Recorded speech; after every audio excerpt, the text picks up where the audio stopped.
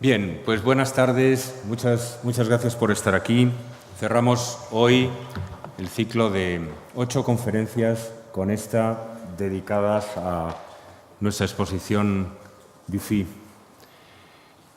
He recibido ya el mensaje, el email de nuestro departamento de registro donde se anuncia la dispersión de la exposición, que es el mensaje siempre más triste de una exposición, cuando se establece el cómo y el cuándo de la llegada de los correos que vienen a buscar las obras. Y bueno, quiero decir que quiero agradecer al comisario, que ha sido el director de este ciclo, Juan Ángel López Manzanares, el magnífico trabajo que ha hecho, porque, en mi opinión, se trata de una de las mejores exposiciones que hemos tenido en el museo y una de las más gozosas, de las más disfrutables, de un artista que todavía hoy está injustamente minusvalorado, subestimado, y al que yo espero que, bueno, esta retrospectiva contribuya, como las que han tenido lugar en Francia, por ejemplo, a rehabilitar o a revalorizar, a devolverle el estatuto que tuvo en otra época o algo parecido. Entonces, quiero agradecer a la organización de este curso también, a Juan Ángel López Manzanares, a Ana Moreno, directora de nuestro Departamento de Educación, Educatisen, y a Leticia de Cos. Y quiero agradecerles, por supuesto, el que me hayan invitado a participar en el curso, a cerrarlo, descartando naturalmente que me hayan invitado por congraciarse conmigo o que me hayan invitado por ahorrarse el dinero que cuesta un conferenciante invitado, descartando estas razones. Y quiero disculparme con ustedes porque el título de mi conferencia probablemente no les haya dado muchas pistas. Le tombeau de Dufy, le tombeau de, como le tombeau de Couperin, de Ravel, es una fórmula que, por ejemplo, en la música francesa se ha utilizado para rendir homenaje a un gran maestro del pasado, ¿no? Ravel rendía homenaje a Couperin con esas piezas que llevan ese título, de tombeau de Couperin. Cuando hablé con Juan Ángel y con Ana de mi intervención aquí, la verdad es que no tenía ni idea de qué iba a hablar y puse un título muy genérico, entre tanto, ¿no? Y de lo que voy a hablar es de esto, del estudio del artista. Y voy a hacerlo, como no soy experto, como no soy un estudioso especializado en Dufy, ni siquiera de lejos. Y como aquí han intervenido estudiosos muy acreditados, los más acreditados, como Sophie Krebs, el propio Juan Ángel, que ha sido el comisario de la exposición, pues lo voy a hacer de manera panorámica, es decir, situando a Dufy en un contexto más amplio, del que sé algo en líneas generales, por si esto puede complementar lo que ya se haya dicho sobre las pinturas que representan el estudio del artista en la obra de Dufy. O sea, yo sé y he visto aquí en algunas intervenciones, desde la misma de Juan Ángel hasta la última de Sophie Krebs, en varias se ha hablado de los estudios de artista en la obra de Dufy. Y se ha hecho de una manera muy específica. Yo voy a hacerlo tratando de encontrar las afinidades y las diferencias con los estudios de artista de estos otros contemporáneos suyos, a los que él, por otra parte, no era en absoluto ajeno, que esto no es artificioso, eran artistas a los que conocía muy bien, conocía muy de cerca. El estudio del artista es un tema venerable cuya historia no puedo hacer naturalmente aquí, y basta citar las Meninas, que están tan cerca, o el arte de la pintura de Vermeer, que está algo más lejos, para hacerse cargo de la importancia que el estudio del artista ha podido tener en la historia del arte clásica. En la historia del arte moderno, el estudio del artista cobra una importancia todavía, si cabe, mayor, porque es un género o un subgénero, digamos un subgénero del interior, en el que se plantean las grandes cuestiones sobre, digamos, la esencia del arte. ¿Qué es el arte o qué es la pintura? ¿Y qué elementos intervienen en la creación? Y como es sabido que los artistas modernos han sido particularmente dados a plantearse esas cuestiones, el estudio del artista como tema se convierte en un motivo virtualmente obsesivo en la obra de algunos de los grandes fundadores de la modernidad, entre ellos estos que cito, pero muchos otros. El estudio del artista, además, en la modernidad ha cobrado un valor de fetiche que no tenía en otro tiempo. Hoy, por ejemplo, podemos visitar en París, en el Beaubourg, el estudio de Brancusi, o podemos visitar en Dublín un estudio de Bacon. Hay estudios de artistas que se preservan para la posteridad, como si el escenario del alumbramiento tuviera tanto valor casi como la propia obra. Esto está relacionado con la esencia, digamos, de la modernidad, ¿no?, en arte. ¿Cómo definimos el tema del estudio de artista en pintura? Bueno, yo lo voy a definir de una manera muy amplia.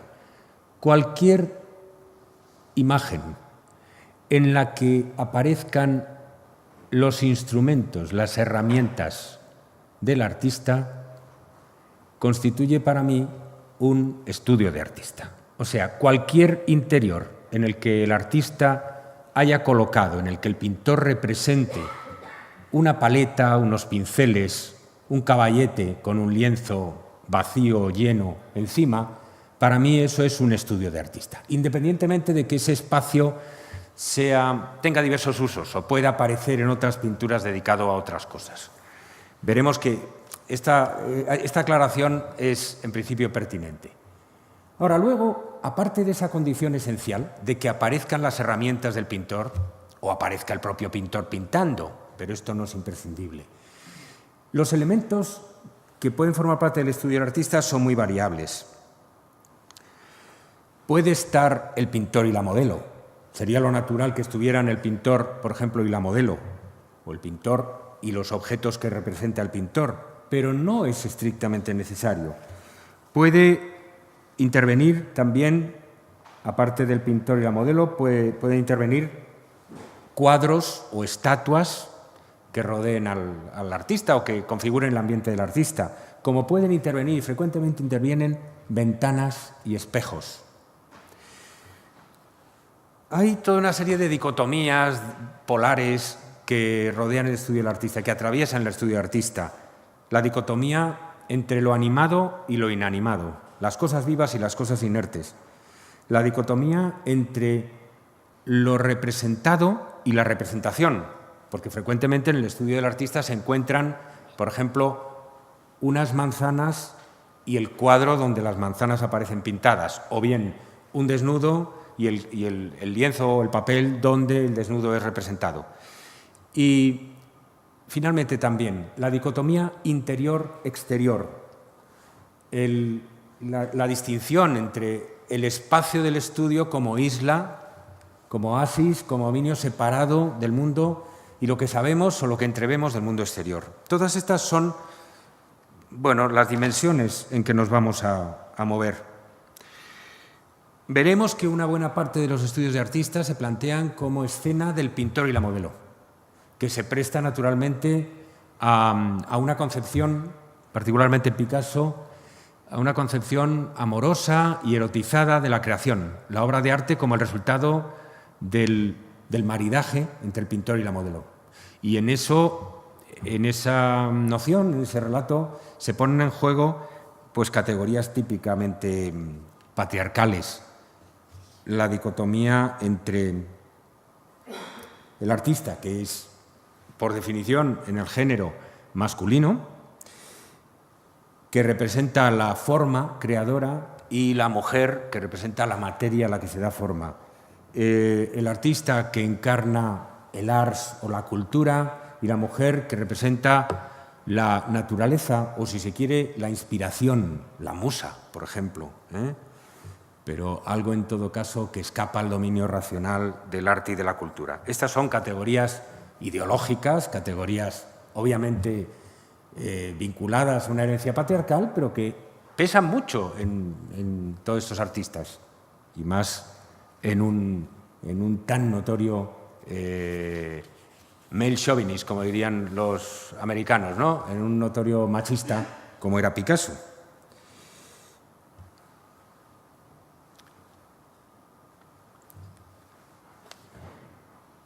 Raúl Dufy se ocupó del estudio como tema desde muy pronto, desde los años en que estaba comprometido en 1908-1909 con la vanguardia césaniano-cubista, y pintaba estas cosas en su estudio de la Rue Seguier, cerca de la Plaza Saint-Michel. Es una mansarda de artista con ese magnífico ramo que aparecerá mucho en la obra de Dufy, el ramo de flores centrando la escena, ramo de anémonas o ramo de flores variadas, y que divide ese ramo la escena en dos, de manera simétrica y un poco mecánica, diríamos. A un lado, a la derecha, lo que se ve por la ventana llena. ¿La ventana llena de qué? De los Les Toits de Paris, los tejados de París. Al otro lado, a la izquierda, los lienzos vacíos, como dos vasos comunicantes, como si los lienzos estuvieran preparados para llenarse con lo que viene de fuera. O sea, ya nos encontramos desde el primer momento con esa relación entre la dialéctica interior y exterior que ha puesto en valor el comisario de la exposición, Juan Ángel, a lo largo del curso y también el propio catálogo de la exposición. Lo interior y lo exterior, esa dialéctica, como relacionada intrínsecamente con la génesis de la obra de arte. El bouquet en el atelier de la Rue Seguier es, como he dicho, una obra cubista césaniana con toques, con un cierto aire expresionista.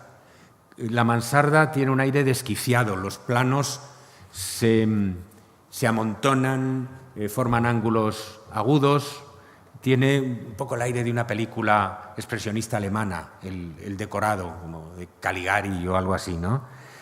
Hay una variante, bueno, hay varias variantes de este atelier, de este estudio de la Rue Seguier.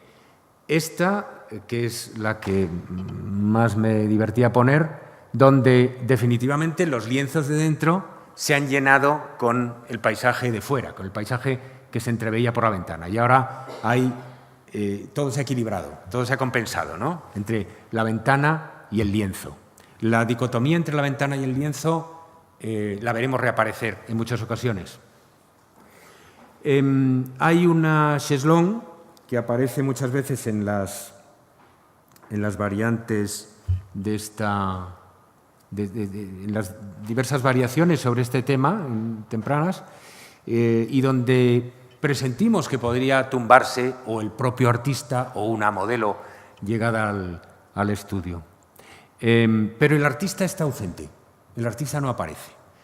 Esta ausencia del artista, este carácter de atelier sans maître, este carácter de estudio sin maestro o estudio sin dueño, la fórmula atelier sans maître la inventó un estudioso francés, Pierre Georgel, a propósito de Matisse. La veremos reaparecer tanto en la obra de Dufy como en la de Matisse, y nos permitirá oponerles también al carácter, ¿cómo diría?, más egocéntrico de las representaciones de Picasso.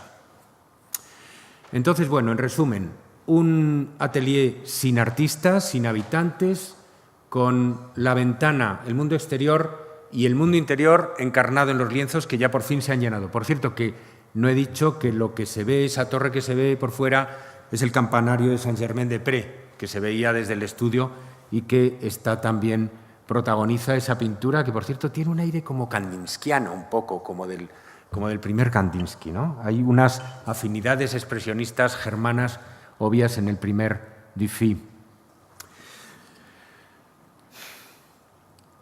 En algunos casos, entre estas primeras pinturas de Dufy dedicadas al tema del estudio del artista, la ventana desaparece y es sustituida por un ente cuadrangular emparentado con ella, que es el espejo. En el espejo ahora sí aparece el artista de esa manera indirecta, elusiva, un poco como al fondo de todo, como en otra estancia, como en una habitación, una misteriosa habitación contigua, ¿no? Le tenemos ahí pintando la naturaleza muerta desde el espejo, en un juego de marcos muy interesante, porque está el marco de la chimenea, el marco del espejo, el marco de un cuadro encima y el marco del propio lienzo, ¿no? Hay un juego de encajamientos complejo. Y en primer término, como si fuera lo verdaderamente importante, el círculo, la elipse con así como aquí todos son marcos, todo es cuadriculado, aquí en primer término el tema, las frutas, el frutero y la propia mesa, todo es esférico, ¿no? Todo es un poco femenino en forma.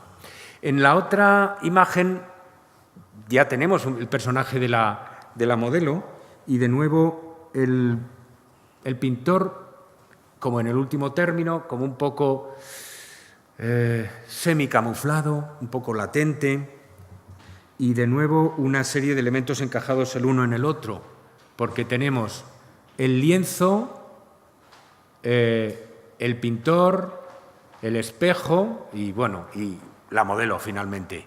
O sea, y cada cosa metida como o rodeada, amparada por la siguiente, ¿no? Ya tenemos un poco las cuatro esquinas del juego: lienzo, pintor, espejo, ventana y modelo. Cuatro esquinas que van a regresar a menudo. Hay una pintura de Matisse, temprana, anterior a Dufy, que puede emparentarse con ella, de algún modo. Aunque solo sea... Bueno, es una pintura que representa a Carmelina, lleva el título de una modelo italiana, una modelo muy popular en los ateliers parisienses, una modelo de Matisse, robusta y con cara un poco tremenda, ¿no? Muy enérgica, detrás de la cual el propio artista parece escondido, parapetado, ¿no? Ahí al fondo, como si se avergonzara de comparecer ante el espectador, refugiándose detrás de ella, todavía de manera más visible que en este caso. También Matisse es, como Dufy, un artista elusivo en el estudio, y rara vez sorprenderemos la presencia de Matisse en sus propias representaciones del estudio de su propio estudio, del estudio del artista, ¿no? Antes de ver cosas de Matisse, de todas formas me gustaría terminar con algunos ateliers tempranos de Dufy que siguen trabajando sobre los mismos elementos y los mismos ejes que veíamos antes con la naturaleza muerta inicial. O sea, de nuevo, en la ventana a Saint-Germain-des-Prés, los lienzos en blanco, pero ahora hay en medio una modelo. Con la primera vez que vi la pintura, por un momento pensé que quien se reflejaba ahí era el pintor, pero no puede ser. Es naturalmente la modelo. Lo que pasa es que vista, como dice Pérez Tibi, desde un punto de vista extraño, porque no debería aparecer de frente, sino más bien de perfil, en el espejo. En todo caso, el pintor está ausente, pero está representado por la paleta. A partir de aquí, Dufy, en todos los estudios que representará donde no está él físicamente presente con su rostro y su figura, utilizará la paleta puesta sobre un velador, sobre una mesita, en primer término, para decir estoy aquí por lo menos en espíritu. Entonces, la paleta, a veces dibujada de manera muy simplificada, sobre una mesa, primero da la marca de que esto es un estudio, esto es el espacio del artista y este es mi logo, digamos. Es una paleta, por cierto, cuadrada, así como Braque, por ejemplo, utilizará unas paletas redondeadas que evocan a veces casi una calavera. Dufy utiliza una paleta de contorno cuadrangular, ¿no? Bueno, aquí la versión al pastel y la acuarela y la versión al óleo. Igualmente desquiciadas, quizá más desquiciadas todavía en su composición, esta cubista expresionista, que la primera imagen que vimos, ¿no? Bueno, resumiendo, estaba diciendo que la modelo está ante el espejo, ese es un eje de la composición, y entre la ventana y los lienzos se crea el segundo eje, de manera que el estudio del artista se concibe como una X o como una cruz donde se cruzan las dos direcciones de la mirada, ¿no? Vamos con Matisse. Matisse es la gran referencia a quien tenemos que acudir para entender muchas de las cosas que hace Dufy, no porque necesariamente Dufy se inspire en ellas, sino porque hay unas afinidades naturales entre Dufy y Matisse. Incluso cuando no están en comunicación, encuentran a veces fórmulas semejantes. Yo voy a tratar de todas formas de diferenciarlos naturalmente, pero hay que hablar un poco de los estudios de Matisse, que son probablemente los estudios de artista más importantes pintados en el siglo XX. En torno a 1911, Matisse pintó una serie de importantísimas pinturas de su estudio. Es muy famoso el estudio en rosa y más todavía este estudio en rojo o estudio rojo del MoMA. Sobre el estudio en rojo decía Matisse, ¿de dónde saqué el color rojo? Decía cuando le preguntaban, a fe mía que no lo sé. Solo sé que todas estas cosas solo son lo que son para mí cuando las veo juntas con el rojo.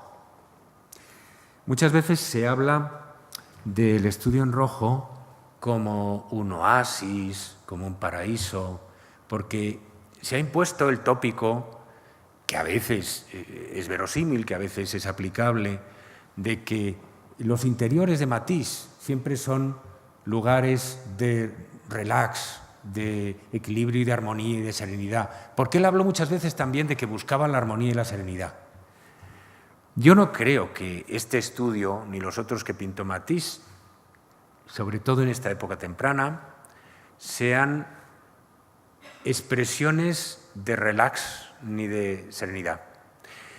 Es muy sabido que Matisse explicaba que no soportaba tener habitualmente cuadros suyos colgados cerca de él, colgados en su habitación, porque le recordaban lo que había sufrido pintándolos. Le recordaban la ansiedad. La característica más marcada de Matisse como creador es la ansiedad, es la angustia, es la tensión y la dificultad consiguiente al parto creativo, ¿no? Entonces yo creo que este es un lugar de tensión extrema. Y es un lugar de una cierta claustrofobia. Es un espacio completamente cerrado, sin ventanas. Lo destacamos porque luego veremos otros ateliers con ventanas, donde está expuesta toda la obra reciente del artista. Es como un museo portátil de sus pinturas, esculturas, cerámicas, desplegadas como para decir, aquí estoy yo, esto es lo que tengo a disposición de ustedes. Lo que no es su obra está representado en negativo, como una marca casi fantasmal, como lo que no ha invadido el fondo rojo, o sea que no interesa el mobiliario, no interesa la arquitectura, la arquitectura está prácticamente cancelada por la uniformidad del rojo. Y lo que está descrito en colores y detallado son las obras de él. Eso es lo que importa. Por supuesto, es un atelier sans maître, es un estudio sin artista, es un estudio sin maestro, pero el maestro está por todas partes. Como decía Flaubert, saben ustedes que decía que el artista debe estar en su obra como Dios en la naturaleza, presente en todas partes y visible en ninguna. Bueno, pues así exactamente es como consigue estar Matisse. No aparece su figura, pero está indudablemente presente en cada esquina, porque esto es una pequeña antología de sí mismo, una boîte en valise, como aquello que hizo Duchamp, una maleta donde se lleva a cuestas todo lo que hemos hecho. Perdón. Vamos a hablar de algunos estudios de Matisse, de 3 o 4 estudios de Matisse, muy conocidos, muy clásicos y que han marcado la representación del motivo del estudio en el siglo XX. El primero de ellos, después del estudio rojo, es este Peces rojos y paleta, que he considerado como un estudio de artista, atendiendo a esa exigencia que decía antes de que si aparece a esa condición, si aparecen las herramientas del artista, es un estudio. Si aparece la paleta cuadrada, ahí es un estudio. El motivo de los peces rojos, que es un motivo que aparece hasta en 9 pinturas y varios dibujos y estampas de Matisse desde 1912, es un motivo que descubre Matisse en su viaje a Tánger. Porque en Tánger descubre que la gente en el café árabe se pasan la vida mirando a los peces en el acuario. Y entonces esta especie de calma y de vacío contemplativo de los árabes en el café, que él representará más tarde, le fascina y le parece como un ideal para su propia pintura. Que la pintura se convierta en algo ante lo cual la mente se vacía y nuestras tensiones se desvanecen. Esa idea que él expresó varias veces de manera algo chocante de que la pintura tenía que ser un buen sillón donde descansar. Él decía, donde el hombre de negocios contemporáneo descanse de su fatiga diaria, ¿no? Y esto irritaba mucho, naturalmente, a los críticos de izquierdas. Los peces rojos son una expresión de esa suspensión temporal y del aislamiento del propio estudio. Es una metáfora perfecta de cómo querría Matisse clausurar, constituir el estudio como algo separado, digamos.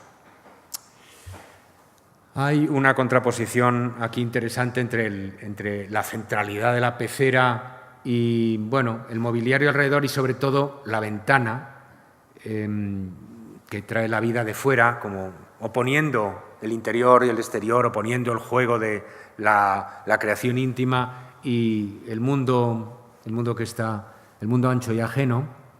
Pero en este caso, en Peces rojos y paleta, que es el cuadro que nos interesa sobre todo, hay mucho más. Hemos hablado de la ausencia del pintor, del artista, pero está en realidad completamente ausente. Hemos hablado de la paleta y asoma por el agujero de la paleta un dedo. ¿Se distingue? Pero hay más.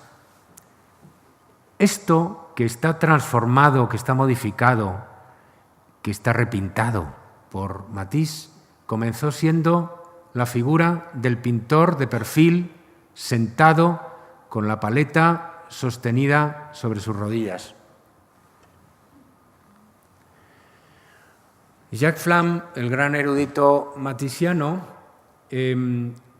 encontró la génesis del cuadro en el reverso de una postal enviada a Camoens en octubre del 14, donde el artista, con la paleta en la mano, se distingue, ¿no? Aunque el esbozo sea... está contemplando la pecera, está absorto en la contemplación de la pecera. Esa es la figura que, tapada, tachada y cubistizada, sobre todo, porque el Matisse de estos años, aunque esto a veces no se recuerda o no se sabe, experimentó la influencia del cubismo de Picasso, pues se ha convertido en una silueta prácticamente irreconocible. Está tratado como la figura de la cabeza blanca y rosa mediante una trama lineal, cuasi abstracta, sobreimpuesta, que vuelve casi irreconocible la anatomía. De manera que, fíjense cómo el artista está, pero no está, o no está, pero en el fondo está latente, camuflado, escondido, acechando.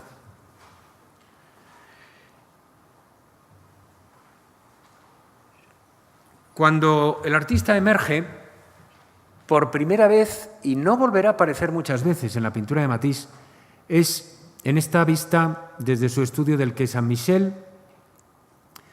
Es la misma vista virtualmente de antes, donde el artista aparece en el centro, de espaldas, pintando este cuadro, pintando a Loret con la robe verte, y está Loret en el centro, el cuadro de Loret, que produce un muy curioso efecto de espejo, y enfrente la ventana. Se puede ver de nuevo la escena del estudio como formado por dos ejes cruzados. El artista mira a la modelo, el cuadro y la ventana se enfrentan, el cuadro es el interior, la ventana es el exterior, o se puede entender también la escena de otra manera, como con una columna o un eje que es el artista en el centro, desde el cual irradian líneas desde el artista al lienzo, a la modelo y a la ventana. El artista está, si se quiere, en el vértice de un ángulo formado por tres líneas que van al lienzo, a la modelo y a la ventana. Hay también un espejo, lo que pasa es que es un espejo que está ahí un poco muerto, sin una función más que decorativa sobre la pared, ¿no? En la versión siguiente del estudio del Quai Saint-Michel, y estas dos están muy próximas en el tiempo y muy estrechamente asociadas, entre otras razones porque en las dos tenemos la misma vista por la ventana, y en las dos lo que tenemos delante es un cuadro de la misma modelo, de Loret. En un caso sentada, con aire de odalisca, pero sentada, y en el otro desnuda y tumbada, ¿no? En este caso, el artista ya ha desaparecido del todo. Cuando en la Phillips Collection hacen cursos con la gente, cursos educativos, y les hacen comentar la pintura, lo que el público, que es mucho más inteligente de lo que los expertos suelen pensar, lo que el público siempre dice con sorpresa, siempre observa con sorpresa, más que hablar de la geometrización, de las líneas, de la composición, pero el artista no está, qué raro, ¿no? O sea que es un rasgo efectivamente llamativo, marcado, que el artista ha querido poner en evidencia, porque está todo como preparado para que el artista esté ahí. Está la banqueta, está la superficie para pintar sobre la silla, en fin. Todo está dispuesto, pero el artista no aparece. Le estamos esperando y no llega. Me gustaría que viéramos toda esta charla como una espera del artista que no llega. Vamos a terminar por ahora con Matisse y vamos a ver cómo abordó el asunto del estudio del artista muy brevemente. Otro de los grandes del siglo XX que se ocupó muchísimo del estudio del artista, hasta tal punto de que daría para un ciclo entero. Desde sus primeros años representó estudios de artistas, representó en particular pintores y modelos, hasta el punto de que para Picasso se podría decir que el estudio del artista se reduce al diálogo o al drama del pintor y la modelo. Hay muchos cuadros que representan el estudio del artista, muchos cuadros de Picasso, que sería muy complejo traer aquí. He traído solamente las partes más figurativas, más fáciles y más conocidas también. Algunas de las escenas de la Suite Volar están dedicadas famosamente a la representación de la relación entre el artista y la modelo. Digo el artista y la modelo porque no es solamente el pintor que está pintando a la modelo, Esa famosa estampa en la que, como en un ejercicio de autoironía, ¿no?, el pintor pinta una modelo que Picasso ha pintado de manera naturalista y neoclásica, pero lo que está pintando es un diagrama ininteligible de líneas, ¿no?, de líneas rectas y curvas, como si Picasso estuviera autoparodiándose. Pero muy frecuentes en la Suite Boulard son las escenas de escultores, que le permiten además enlazar con el mundo clásico, darle este tinte como neogriego y neopagano que tiene tanto la Suite Boulard. Los modelos y las estatuas, y además las estatuas tienen cuerpo y eso permite jugar a entrelazar los cuerpos, el cuerpo del artista, el cuerpo de la modelo, el cuerpo de la estatua, que a veces se confunden, llegamos a no saber qué es lo que es de carne y qué es lo que es de piedra en la Suite Boulard. En todo caso, en general hay un rasgo muy destacado en las representaciones del estudio en la obra de Picasso. Siempre son dicotómicas y siempre son dialécticas. O sea, siempre está el artista a un lado, que puede ser la izquierda o la derecha, da igual, y al otro lado la modelo, y frecuentemente en medio la obra, o en medio un tabique que los une y los separa a la vez. Y hay una tan manifiesta, tan forzada simetría entre ellos y una oposición tan marcada de los rasgos de unos y otros. Por ejemplo, la serie del 63 del pintor y la modelo, que es una manifestación tardía, muy conocida del tema del estudio en Picasso. He traído, bueno, los que están más cerca de nosotros, los tres ejemplares de la serie El artista y la modelo, las tres obras de la serie que están en la colección de Reina Sofía. Pertenecen, como saben, a un periodo de creación a un ritmo maníaco. Picasso pintaba 2 cuadros por día aproximadamente, como media, en esta serie, en 1963, y que, todo hay que decirlo, se resiente de la velocidad, en el sentido de que hay una cierta repetición mecánica de muchos gestos. Los cuadros salen un poco automáticamente. Y una cosa llamativa es como lo marcado de la oposición entre el artista a la izquierda, la modelo a la derecha, el artista vestido, la modelo desnuda, el artista sentado en una silla, la modelo sentada en el suelo. Es como si machacara con un martillo una y otra vez determinados rasgos estereotipados del drama, de la relación entre lo masculino y lo femenino en la creación. Entre los dos, el cuadro me gusta más porque es más, ¿cómo decir?, característico de Picasso cuando el lienzo aparece de perfil y no se ve la obra. Y el lienzo y el caballete es una barra gráfica de separación entre P y M, entre el pintor y la modelo, entre lo masculino y lo femenino, casi una barra gramatical, ¿no? Entonces, Picasso es polar, siempre. Matisse no, Matisse elude la confrontación. Matisse, al hacer desaparecer al protagonista creador, al pintor de escena, al camuflarlo, al hacerlo elusivo, evita esa confrontación. Y muchas veces convierte a la modelo, precisamente por ello, la erige en protagonista. Fíjense que a veces las fotografías pues engañan. Por ejemplo, esta fotografía de Marguerite Matisse, de la hija de Matisse, nos presenta a Matisse un poco travestido de Picasso, bajo la concepción bipolar, dicotómica, dialéctica de Picasso.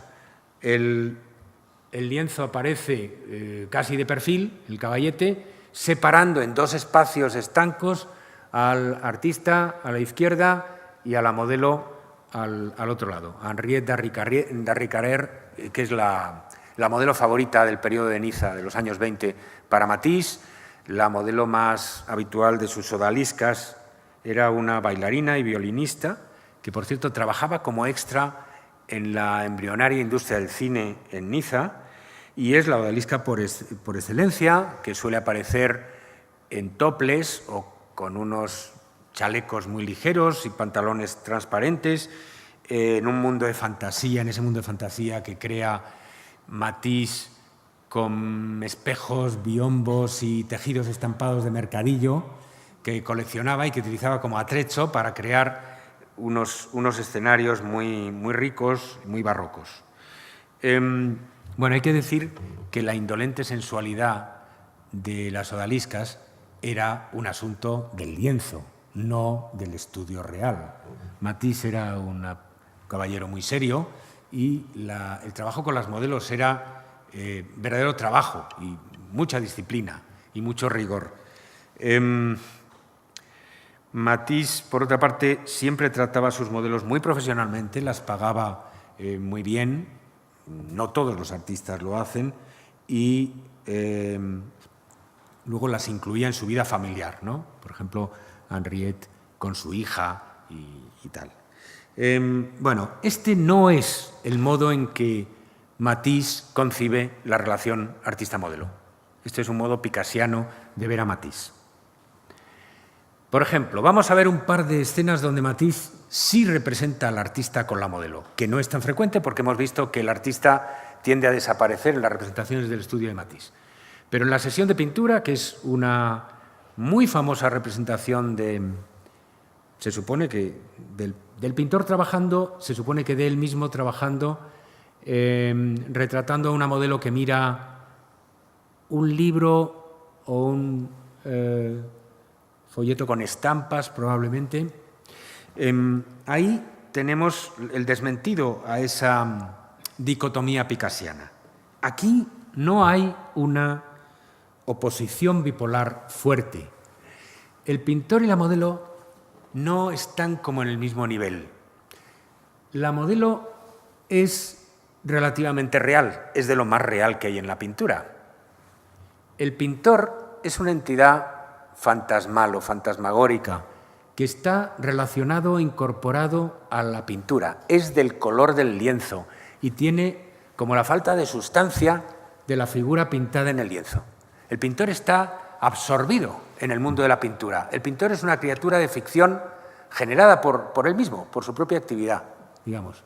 Entonces, no compite, no rivaliza con la modelo, no se casa con ella, no pelea con ella, como las figuras del pintor y la modelo de Picasso, que son de carne y hueso y son cuerpos que podrían abrazarse o pelear, ¿no?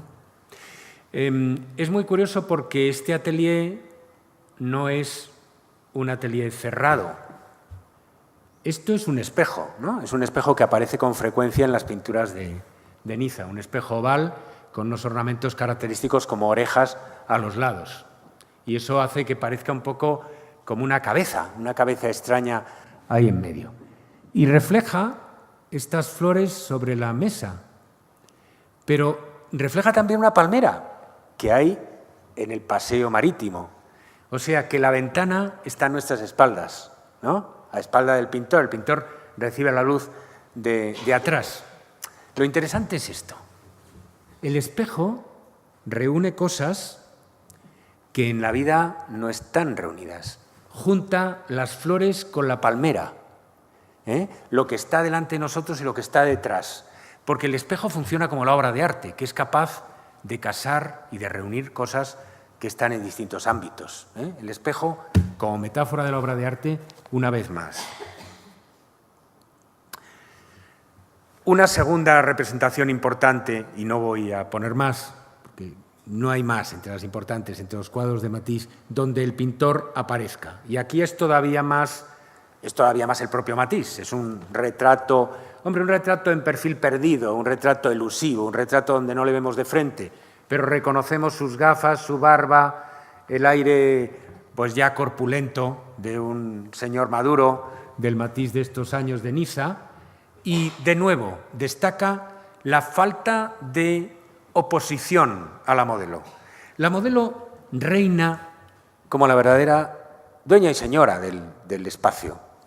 La modelo está en el centro, despliega su cuerpo, su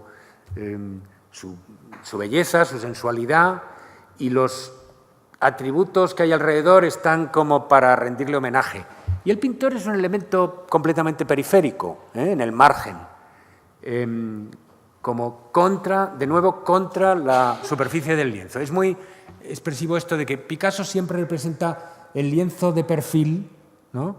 y al pintor claramente separado del lienzo. Y para Matisse, en cambio, el lienzo está de frente, el lienzo es lo importante y el pintor es como absorbido en él. Y nos interesa también esto, la ventana. Detrás del desnudo está la ventana. La ventana complementa al desnudo. Es como la misma palmera de antes, pero ahora convertida en un penacho, en un elemento ornamental que enriquece a la protagonista absoluta, que es la modelo. Hay incluso una relación, no quiero pasarme, pero entre el vello púbico de la modelo y la palmera. Hay estas relaciones de rima, de ritmo, no son casuales en los pintores, ¿no? Y vamos con Dufy, por fin. La obra que Dufy pinta en Niza en los años 20 está obviamente emparentada con Matisse. No hablo todavía de los estudios, hablo en general, por ejemplo, de la noción del Mediterráneo, de la noción de la ventana abierta al paisaje, de la continuidad entre el interior y el exterior, aquello que decía Matisse, de que cuando pintaba una ventana decía: concibo el espacio como uno, como continuo, desde el horizonte hasta el interior de ma chambre d'atelier, de la habitación de mi estudio. El barco que pasa vive en el mismo espacio que los objetos familiares alrededor mío. Y el muro de la ventana no crea dos mundos diferentes. Esta idea clave de Matisse de la continuidad espacial desde el horizonte hasta el velador del interior está en Dufy, vive en Dufy. No es que la adopte nominalmente, sino que la plasma en sus pinturas. Por ejemplo, en esta magnífica del Art Institute que tenemos en la exposición. Ahora, vamos a los estudios de artistas, porque esto es un estudio de artista. Me podrían decir, bueno, es simplemente otra pintura de ventanas, pero ahí está, para dar testimonio de la presencia simbólica del artista, la famosa paleta cuadrangular, siempre como en el primer término, el primer plano. Y detrás, pues ya todo lo demás, este panorama que parece que nos es ofrecido por gentileza del artista, ¿no? Espejo y ventanas, y lo que se ve a través de ellas, el mar, las casas, la vegetación, ofrecido como si el artista lo hubiera pintado con esa paleta, que efectivamente lo ha pintado, porque lo estamos viendo gracias a que lo ha pintado.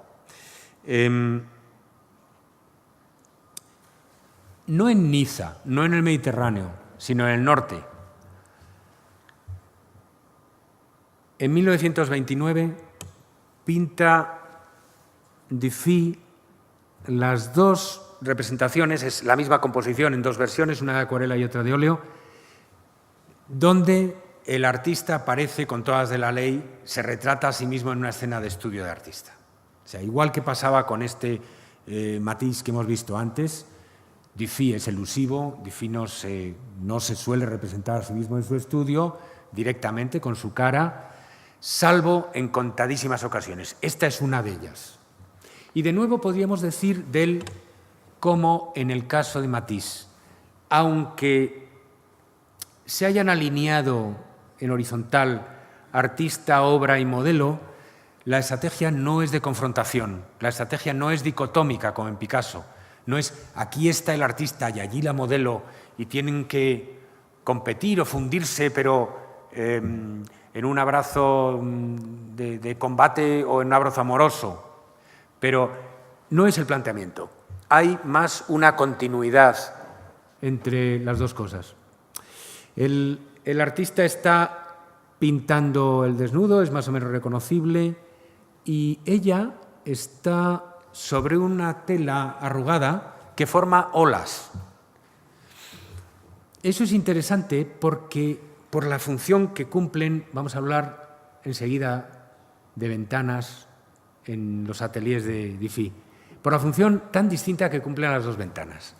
La ventana que hay detrás del artista, del pintor, está dividida en cuadros, está dividida en pedazos, cada uno de ellos con un motivo. Y como observa muy inteligentemente Dora Pérez-Tibi, eso lo convierte como en una exposición de cuadros. Esa vidriera la convierte en una exposición de cuadros de este señor que está debajo. Mientras que la ventana de ella es una ventana continua, tan continua que penetra en la sala, tan continua que el mar entra en la habitación y ella parece estar como nadando o navegando sobre las olas, ¿no?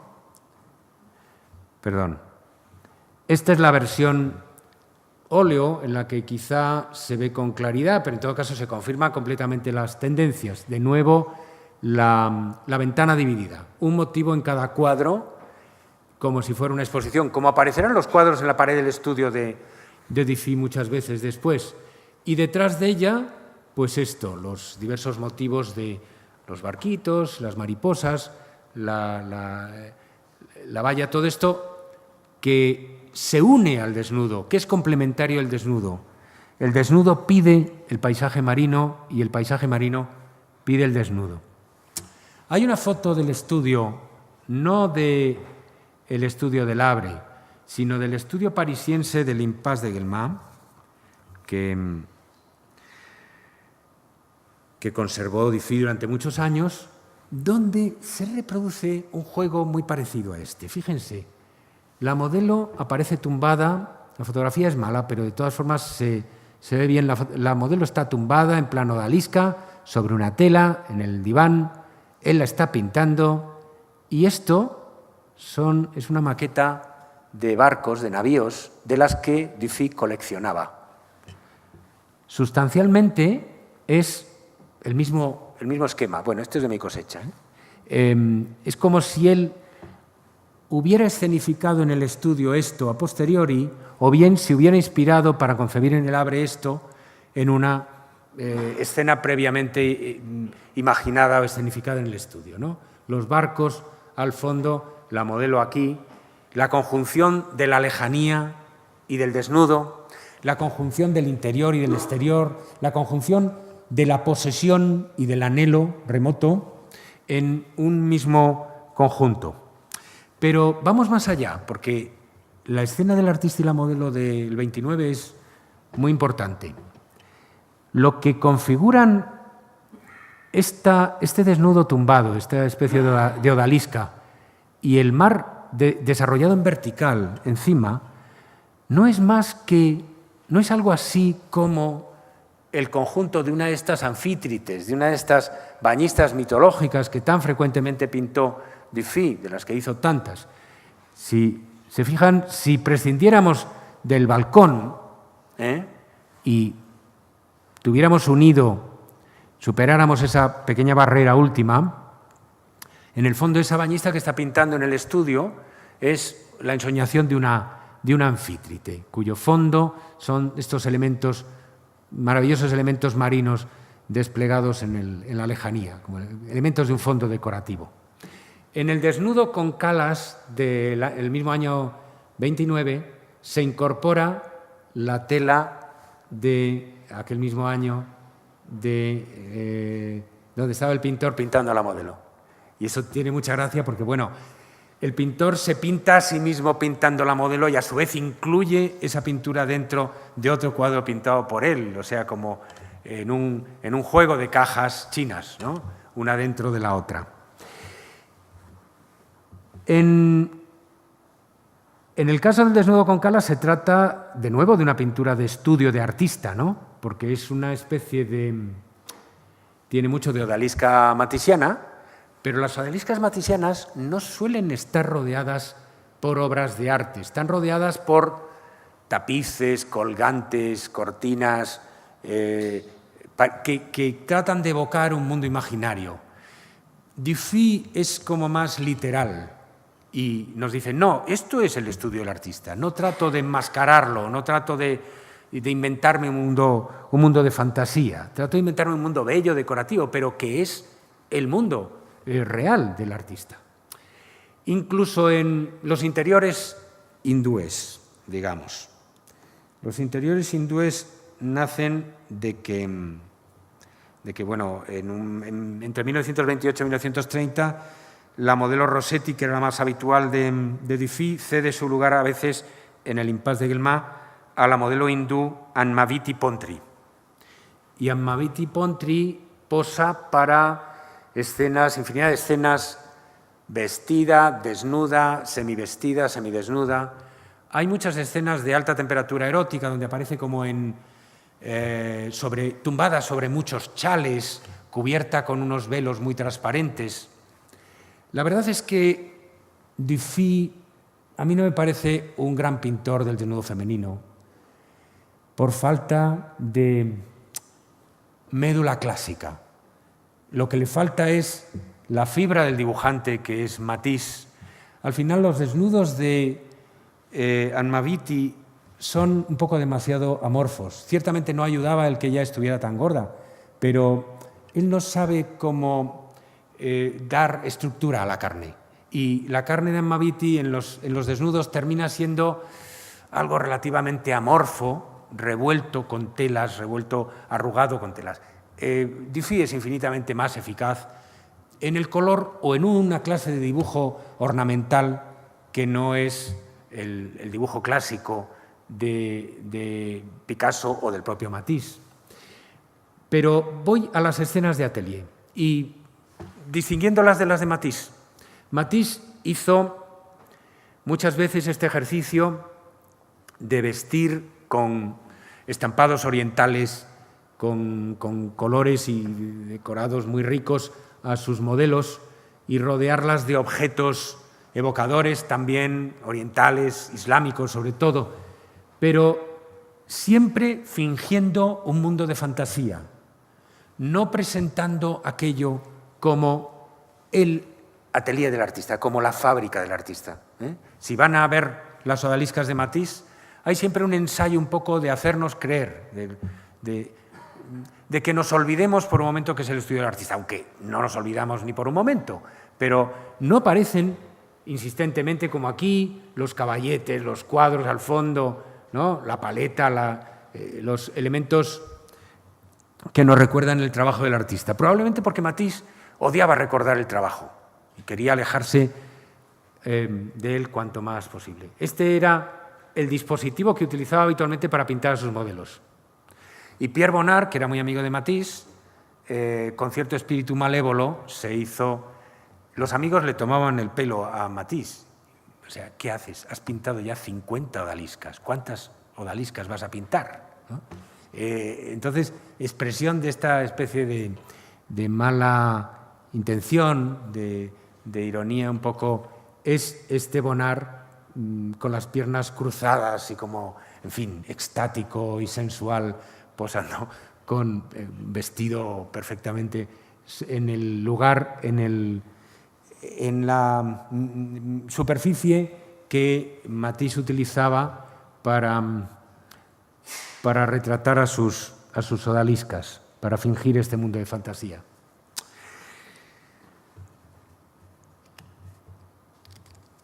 Frente a los desnudos que se pintaban en, no sé, la época de los impresionistas o en la generación siguiente, frente a los desnudos de Degas o de Bonnard, o incluso los desnudos de Matisse, los desnudos de Dufy son puramente criaturas de estudio, del estudio del artista, y no lo ocultan. Quiero decir lo siguiente, los desnudos de Degas, por ejemplo, nos sugieren que se trata de señoras, vaya usted a saber si señoras respetables o prostitutas, que se están aseando, que están en medio de su actividad cotidiana, que están haciendo cosas comunes. Se pretende que ignoran la presencia del artista, se pretende que el artista la sorprende por medios mágicos, pero se pretende que estamos asomándonos a un fragmento, a un transgévie, a un fragmento de la vida real que hay allá afuera. En Dufy no, todas las modelos desnudas posan. No hay, o sea, literalmente sabemos que son modelos que se han desnudado para posar para el artista, que están actuando profesionalmente ahí. No se trata de mujeres con ninguna historia detrás, su historia no nos concierne, no hay una vida detrás, no hay ficciones superpuestas, no son odaliscas creadas por la imaginación del artista, son puras modelos. En ese sentido, este es el tratamiento a pesar de la fantasía decorativa de Dufy. Dufy es un artista enormemente literal. Y en esto puede ser mucho más moderno que otros. No son ni prostitutas ni odaliscas, son modelos, herramientas del artista, como la paleta, o bien objetos decorativos, como el jarrón con flores. Nada más. No hay ninguna historia detrás. La insistencia en la paleta no falta en ningún... Ahí está en el velador, en primer término, como una firma casi, y ahí también, detrás de la modelo que está de pie. Y lo que aparece a partir del año 30 muy insistentemente es el acoplamiento entre el desnudo y la ventana, que lo hemos visto ya en Matisse, pero que para Dufy se va a convertir como una marca de la casa. El desnudo y la ventana dicen cosas complementarias, se ayudan, se requieren mutuamente. En torno a 1935 crea Dufy 4 pinturas importantes de su estudio del Impasse de Guelmas en París, pero esta vez sin la presencia del modelo. ¿Por qué la alterna la presencia del modelo y la ausencia? En lugar del desnudo aparece la representación del desnudo. La paleta en primer término, las obras del pintor y la ventana a la calle. El cuadro y la ventana, que hemos visto que era una de las células germinales de la escena del estudio. Lo que aparece en las paredes es un homenaje a Mozart, esto es un homenaje a Claudio de Lorena y esto son la Maison de Canotier-sur-la-Marne. O sea, cuadros concretos. Lo que hay al fondo es un paisaje del propio Dufy y esto una versión en litografía, la de 1919, de La Gran Bañista, que es como uno de los cuadros que Dufy considera como más identificativos de su propia obra. Ahora, lo que nos interesa de este espacio del estudio es como una doble vía. Hay una vía hacia el exterior, hacia la calle, la ventana, esta compleja ventana que se entrevera con la arquitectura y, por consiguiente, hace que el exterior penetre en el interior, y los barcos, las maquetas de barcos del fondo, el camino de la puerta que conduce al interior. La ventana conduce hacia afuera, la puerta conduce hacia una habitación más interior. Lo que se ve por la ventana es la ciudad, París, la ciudad dura y prosaica. Lo que se ve por la puerta de dentro es un mundo poético y es un mundo pictórico, imaginario. Está formado por un combinado un tejido decorado con calas de Bianchini Ferrier, la casa de sedas estampadas, de tejidos estampados para la cual trabajó Dufy, hizo tantos diseños, y estos navíos evocados en las maquetas, que tienen también un valor, como veíamos antes, de la ensoñación o la nostalgia del mar, ¿no? Estas son otras versiones Hay 4 versiones, he traído 3. La paleta en este caso, subrayada de nuevo como un logo.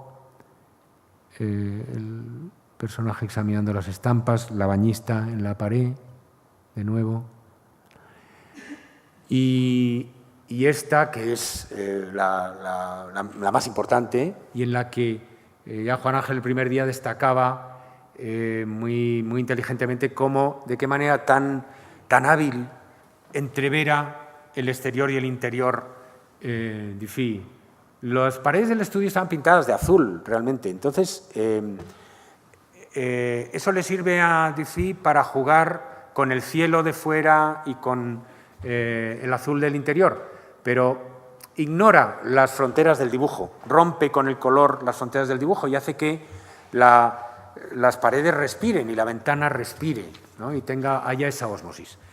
En cuanto al camino de dentro, el camino hacia adentro por la puerta de esta segunda estancia, de nuevo está este tejido decorado, que es como la entrada al jardín de Dufy, la entrada a su Santa Santorum, y al fondo ha tachado las maquetas de barcos. Se ven que hay un pentimento, ¿no? Que están ocultas, y ha puesto el violín rojo, que es una obra del 48, porque esta versión del estudio de la Rue de Guelma fue reelaborada mucho más tarde y está por consiguiente rehecha al final de la vida de Dufy. Entonces es uno de los enunciados más contundentes, más definitivos de la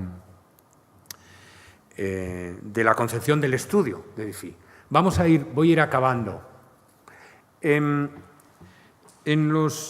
Después de ese momento brillantísimo, de esos grandes estudios de mediados de los años 30 de París, del Impasse de Guelma, en los años 40 Dufy se exiliará durante la ocupación alemana a Perpiñán, en gran medida buscando el sur, naturalmente, y buscando la salud también, el alivio a la poliartritis, porque Perpiñán tenía un clima más seco y también unos balnearios termales cercanos. Y entonces en Perpiñán se aloja en la residencia del doctor Pierre Nicolau, cuyo salón de la planta baja usa como estudio y lo llena de caballetes, de carpetas, etc. Y le inspirará como una veintena de composiciones, ¿no? Entonces, bueno, no puedo mostrar ni siquiera una pequeña parte de esas composiciones, que por otra parte son muy repetitivas, porque Dufy procede por variaciones sistemáticas. Y entonces va modificando elementos, va sustituyendo elementos, y lo que quería era mostrar a muy grandes rasgos cómo en un esquema espacial básicamente constante, invariante, la ventana y la pared y la esquina del estudio, y trabajando por tríadas, como triangulando, va sustituyendo elementos. Puede, en torno a un florero, disponer unas carpetas que acompañadas del grabado ese del alito de la bañista forman las esquinas de la composición, pero puede sustituir 2 de esos elementos por un desnudo, o bien, esto es lo que más chocante resulta, de pronto puede transformarlo en algo que ya no es el estudio del artista, o solo lo es muy, digamos, indirectamente, que es una escena, un retrato, una escena social más banal, ¿no? Con los personajes ocupando el lugar de lo que eran los accesorios del artista. Antes de terminar con Dufy, quería hacer una breve referencia a Braque, un contemporáneo y conocido, por supuesto, de Dufy, con quien ha compartido la aventura del fauvismo, entre otras cosas, un contemporáneo que frecuentará el motivo del atelier, el motivo del estudio del artista en años paralelos, porque, bueno, Braque, sobre todo a partir del 36, entre el 36 y el 39, empieza a interesarse mucho por el motivo del estudio del artista y por la modelo en el estudio, y terminará haciendo en los años 40 y 50 una larga serie de ateliers que son una de sus series tardías más memorables y más importantes. El punto de partida de Braque no es la escena del pintor y la modelo picassiana, de la oposición entre ellos, sino más bien la modelo a solas en el atelier, la modelo a sus anchas en el atelier.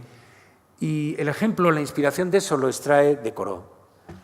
Todas estas italianas que parece que en un descanso de la pose se ponen a mirar un cuadro de Corot. Esto es el nivel anecdótico, pero en realidad se pueden considerar como representaciones de la musa, ¿no? Que está con la mandolina, uniendo las artes o trayendo la inspiración musical al artista.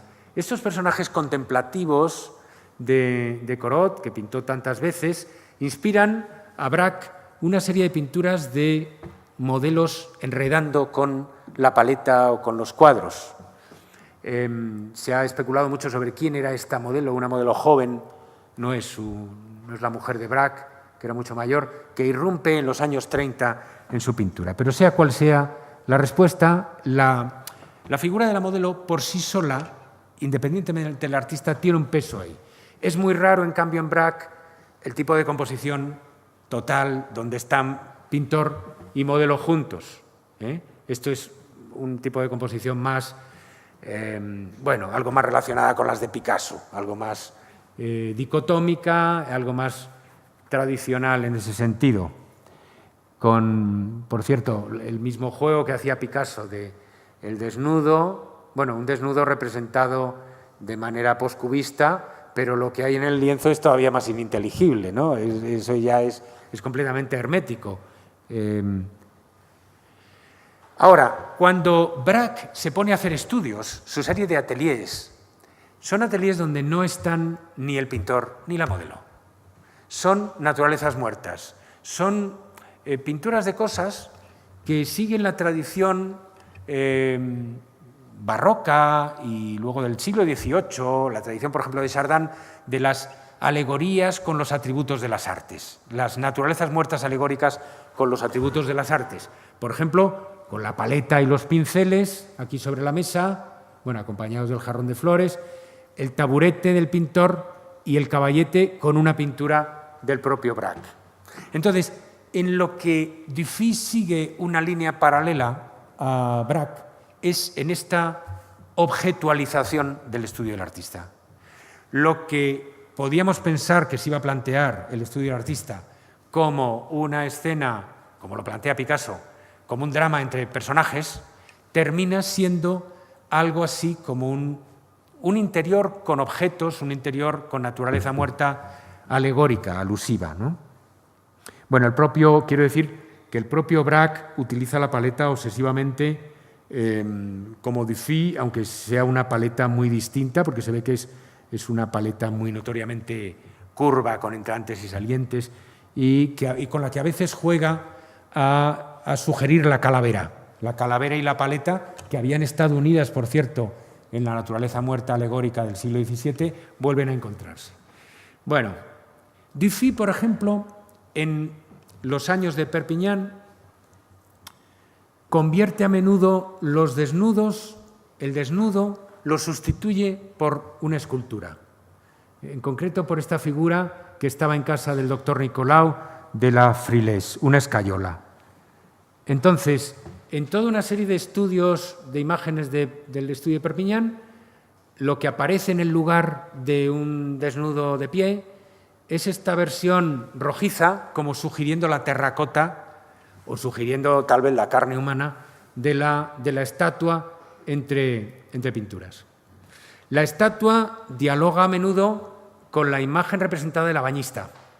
En los dos casos la tenemos, claro, para uno que no conozca a la bañista, pues es algo difícil de identificarla, pero él lo hacía, él sí lo sabía, obviamente, y lo haría con intención. Una gran figura monumental, también femenina. Y en diálogo también a veces con un tema distinto, con el caballete. El diálogo entre la escultura y la pintura, el caballete, entre la escayola y el caballete, es a la vez el diálogo entre el pintor y la modelo, es un diálogo entre cosas que representan al pintor y la modelo, y a la vez un diálogo entre las disciplinas de la escultura y de la pintura, que es un viejo tema, el tema del paragone, de cuál de las dos artes es mejor, que se ha discutido desde el Renacimiento tantas veces, ¿no? En fin, el estudio de Perpiñán se objetualiza, se convierte en una coreografía de cosas, aunque sin descartar que reaparezca el desnudo de vez en cuando. En algunos casos está la escultura en su lugar, en otros casos el desnudo. Y siempre en diálogo con las ventanas. Las ventanas juegan un papel imprescindible en todas esas imágenes. Aunque, por ejemplo, en esta fotografía de Guelma, del final de la vida de Dufy, no aparezcan ventanas. Lo que sí aparece es otra escultura que veremos aparecer en otras pinturas del estudio. Un torso más clásico, más simplificado, que aparece de nuevo dialogando con la bañista en estas escenas y dialogando con el caballete también, con el lienzo sobre el caballete. En estos años 40 pasa alguna temporada en Vannes, que es el lugar del sur donde ya había comenzado a pintar en 1908. Los paisajes de Vannes aparecen, sus paisajes desde el año 8. Y es un lugar como de recobrar la energía vital, como de restauración en la naturaleza, y eso se nota en cómo el paisaje, cómo la ventana se agiganta y cómo el paisaje se dilata y penetra en la habitación, ¿no? Lo que era antes un muy esquemático paisaje urbano, de pronto se convierte en algo palpitante que además, mediante el contraste cromático, enfría, tiene un tono azulado verdoso en contraste con el exaltado rojo del desnudo. Esto viene a cuento de nuevo de esa complementariedad entre la ventana y el desnudo. Ventana y desnudo en Dufy son elementos completamente encadenados porque aportan cosas contrarias. El desnudo, la intimidad; el desnudo, la proximidad; el desnudo, la posesión; el paisaje y la ventana, la lejanía y el anhelo, ¿no? Más paisajes de Vannes, más contraste frío-cálido, digamos, entre este diálogo que es como un cuarteto de cuerda, ¿no? Para Dufy, que pintaba tanto los conjuntos de cámara, las orquestas de cámara. Esto es como un conjunto de cámara tocando aquí algo y el paisaje hablando de fondo o sonando su murmullo de fondo. El último estudio que vamos a ver es un estudio que tomó en Perpiñán también, después de terminar la guerra, en el 46, Dufy, trasladándose del rez-de-chaussée, de la planta baja de la casa del doctor Nicolau, a un estudio más amplio en la Rue de Lange, con ventanas a la Place Arago. En él, de nuevo, dialogan las estatuas, la estatua de la Frilés como modelo y la pintura, el pintor y la modelo, la escultura y la pintura. Pero hay una cosa más interesante, que es que podemos seguir la serie del cargo noir, del carguero negro, que tenemos también representada en la exposición y que es tan emblemática de sus preocupaciones finales, de la obsesión con la muerte. Podemos seguir, como en un diario, sus diferentes versiones y su avance en muchos de estos estudios, en muchas de estas imágenes. Hay algo muy importante en estas, como pasaba en los estudios de la Rue de Guelma del año 35, fíjense de qué manera tan literal penetra la calle en la casa, que esta casa que está fuera se salta la divisoria de la ventana y bueno, penetra en el espacio de acá. Pero hay algo a lo que la mirada se siente, por lo que la mirada se siente intrigada y atraída, que es la habitación contigua. Dufy, que es un gran poeta de la intimidad, siempre juega con eso como también lo hizo Matisse, estamos en una habitación, pero hay una puerta por la cual se entrevé lo que hay más allá. Y en esa otra habitación todavía no hemos penetrado, quizá.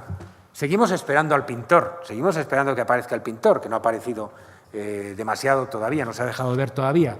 Y llegamos a imaginarnos si estará en esa en esa habitación contigua. Seguimos viendo ahí, bueno, vemos a la modelo en primer término que dialoga con la pintura, el desnudo y la pintura frente a frente, como en efecto de espejo, pero nos intriga esto que es una consola estilo Luis XV que estaba en la otra pieza, con un espejo encima y entre las dos ventanas. Y con eso terminamos. La segunda estancia del estudio es un magnífico cuadro de Dufy, en el que ha creado como un tríptico solemne y magnífico. La consola Luis XV, emplazada entre las dos ventanas y rematada por este espejo con un espléndido marco. Las ventanas que miran hacia afuera, el espejo que mira hacia adentro, que devuelve la mirada, el exterior y el interior de nuevo. Y en el espejo, en vez de lo que esperaríamos, en vez del rostro del artista, en vez de la figura del artista, un garabato, unos brochazos rápidos, llenos de verve, que son, claro está, el mejor autorretrato posible del artista. Muchas gracias.